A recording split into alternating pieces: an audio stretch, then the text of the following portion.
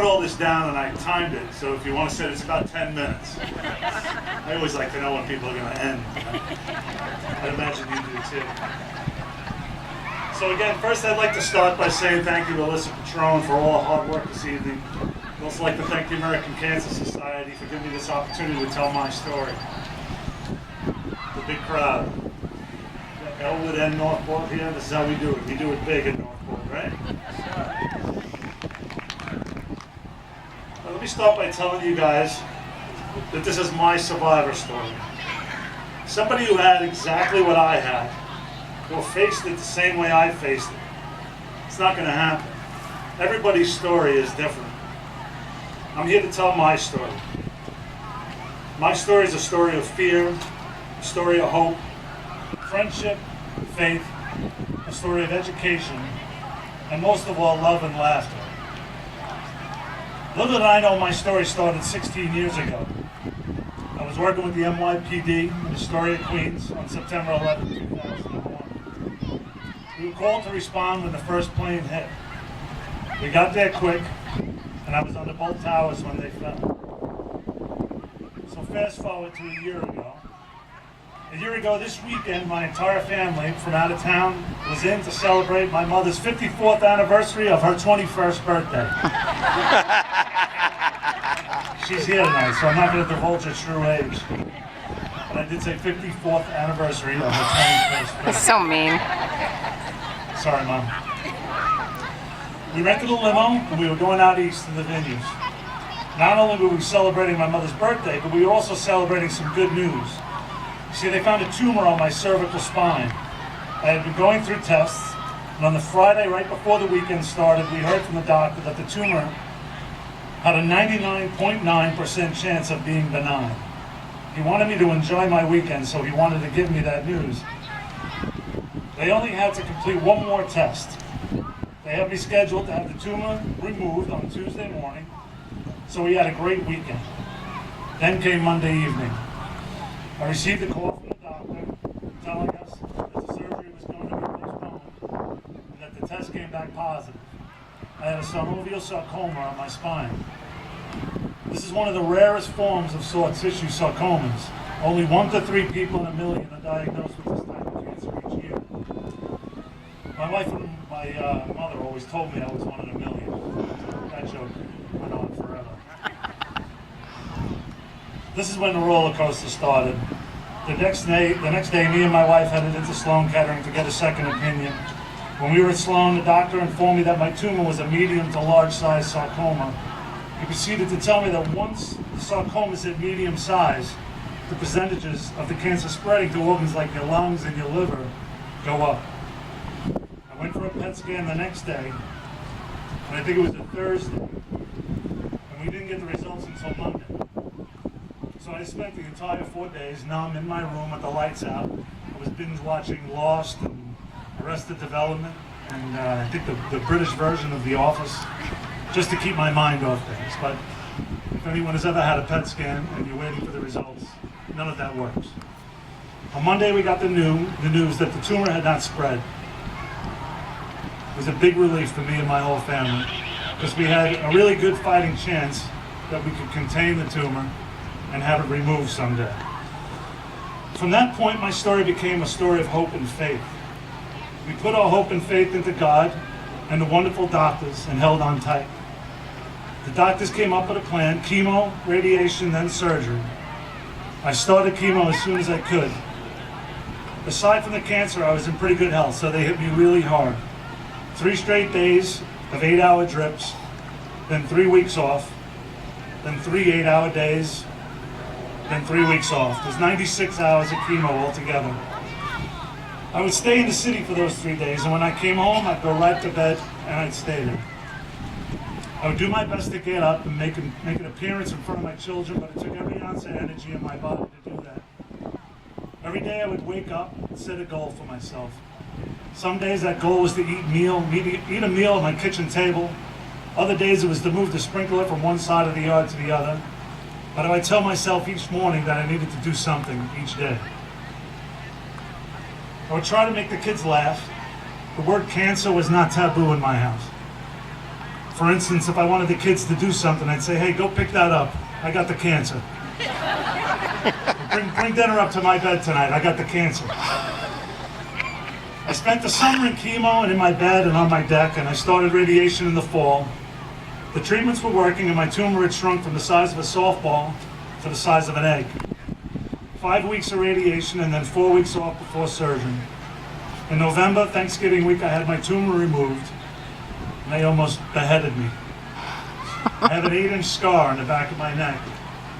The scans immediately following surgery showed that nothing had spread, and we were able to get clean margins. In March, I had a 3-month post-surgical scan, and they were all clear. I'll be checked every 3 months.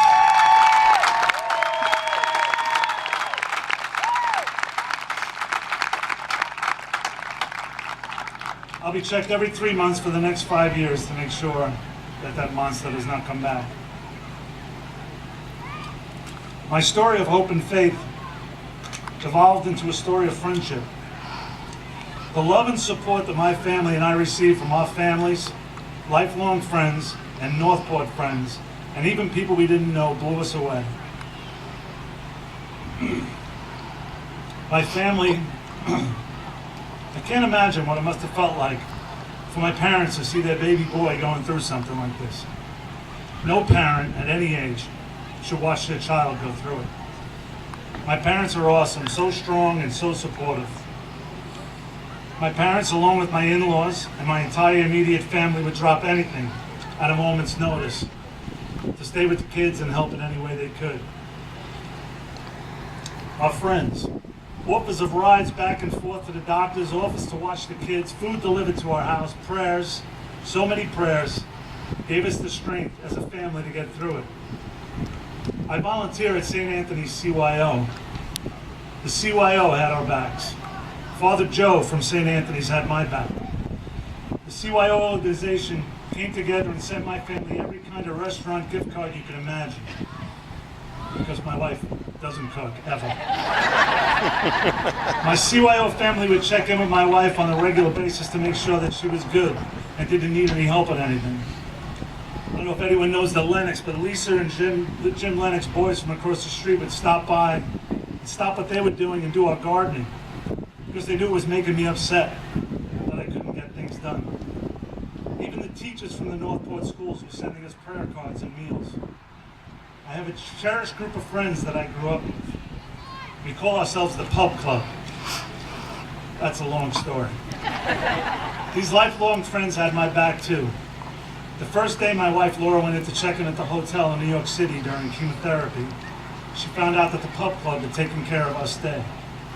Not only did they take care of our stay, but they took care of the hotel room for the whole summer.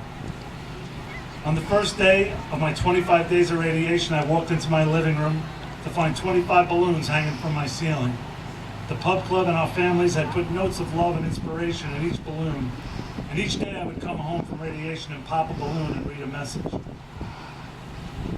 The Sunday before I had surgery, my family and I were going to 12 o'clock Mass at St. Anthony's. When we got there, we walked to our normal pew, and as I got a little closer, I realized that there were 4 pews full of all my childhood friends from all over Long Island.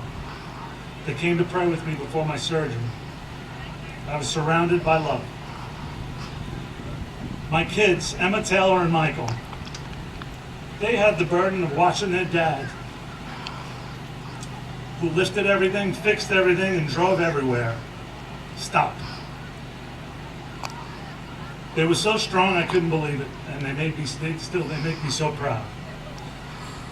And of course I would not be here, period, if it wasn't for my wife Laura. She was my rock, my nurse, my secretary, my eyes and ears when I tuned out the doctors. She's my wife and I love her more than I can ever say. Love and a positive attitude, laughter, and a few good doctors saved my life last year. Now I'm just going to give you a little brief education on 9/11 and what's happened since. 5,411. 5,411. That's a stat from this past December. That's a stat on cancer diagnosis attributed to 9/11 in the ages of 45 to 60. 207 cancer-related deaths. 96 deaths since last September alone. We're averaging 3 to 4 deaths per week this year.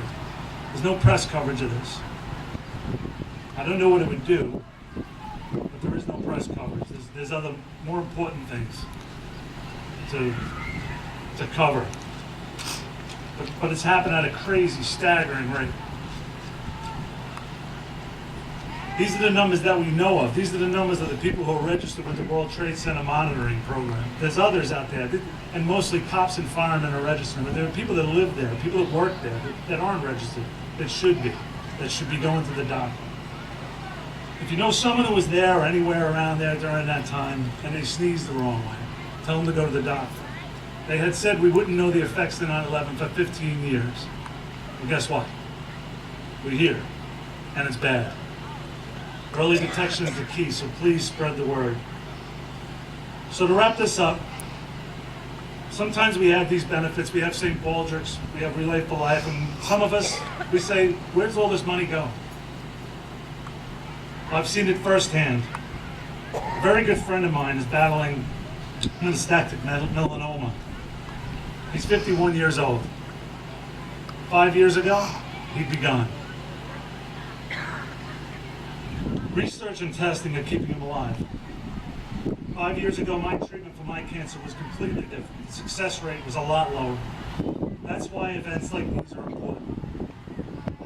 That's why we're here, not only to remember the people that we've lost, and to pat the backs of the survivors, but to support the research so our children and our children's children won't need to have events like this. Thank you very much.